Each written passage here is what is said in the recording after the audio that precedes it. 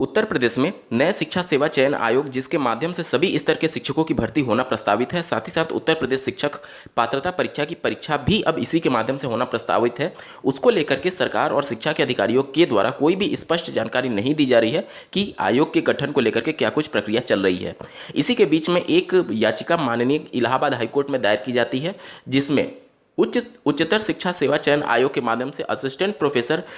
की भर्ती जो कि लटकी हुई है इस नए आयोग के गठन के विवाद को लेकर के, उसमें माननीय कोर्ट ने राज्य सरकार से सवाल पूछा था कि आयोग को लेकर के सरकार कितनी गंभीर है या फिर उसका गठन कहां तक प्रोसेस पहुंचा है, जिस पर सरकारी वकील के द्वारा कुछ महत्वपूर्ण जानकारियां दी गई हैं, जिसे आज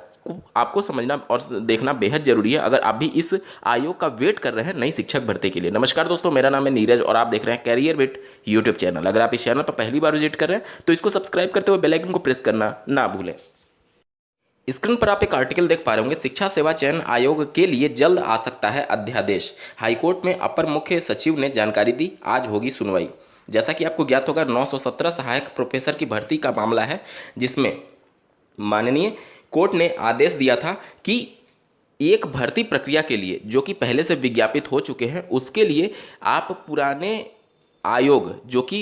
उच्चतर शिक्षा सेवा चयन आयोग है उसी से भर्ती कंप्लीट कराने के आदेश दे दिए जाएंगे अगर नए शिक्षा सेवा चयन आयोग का गठन जल्दी से नहीं होता है तो, क्योंकि यहाँ पर सालों इसको इंतजार या फिर पेंडिंग में नहीं रखा जा सकता, जिस पर अपर मुख्य सचिव ने ये वहाँ पर सूचना दी है कि नया अध्यादेश लाने के फिराक में है राज्य सरकार। नया अध्यादेश क्या होता है इसके बारे में थोड़ा समझ लीजिए। पिछली सुनवाई में माननीय कोर्ट ने कहा था कि केवल एक कैबिनेट मीटिंग से पास किया हुआ ड्राफ्ट वो कानून नहीं होता है, और जो पहले से उच्चतर शिक्षा सेवा चयन आयोग है वो सदन से पारित एक कानून है जो कि अभी भी एग्जिस्टेंस में है। तो जो कानून एग्जिस्टेंस में है उसके आधार पर भर्ती प्रक्रिया संपन्न कराई जा सकती है, जिसके संदर्भ में कल की सुनवाई में महत्वपूर्ण ये बातें निकल करके आई हैं कि शिक्षा सेवा चयन आयोग के लिए जल्द आ सकता है अध्यादेश। अब अध्यादेश क्या होता है ध्यान से समझिएगा। जिस प्रकार से कानून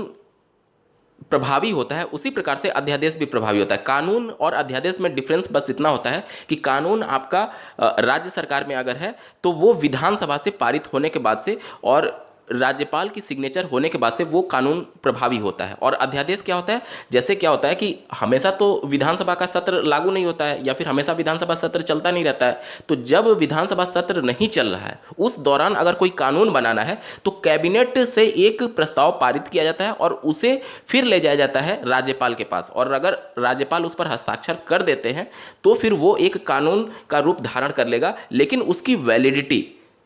न्यूनतम 6 सप्ताह और अधिकतम 6 महीने होती है। यानी कि वो कानून का रूप धारण कर लेगा, लेकिन आपको 6 सप्ताह कम से कम या फिर अधिकतम 6 महीने के अंदर जब विधानसभा का सत्र शुरू होगा तो उसमें उस ड्राफ्ट को फिर से रखना होगा, और वहां विधानसभा से पारित करने के बाद से फिर से राज्यपाल के सिग्नेचर होंगे, तब वो प्रभावी कानून बनेगा। मतलब कि जब विधानसभा सत्र लागू नहीं है उस दौरान आप इसको कम समय के लिए पारित कर सकते हैं, ये भी कानून का ही रूप होगा, लेकिन इसको फिर से आपको विधानसभा से पारित कराना होगा और राज्यपाल के सिग्नेचर जरूरी होते हैं। तो इस प्रकार का एक अध्यादेश लाने जा रही है राज्य सरकार, जिसमें शिक्षा सेवा चयन आयोग का एक आप कह सकते हैं कानूनी तौर पर प्रभावी करने की कोशिश की जा रही है।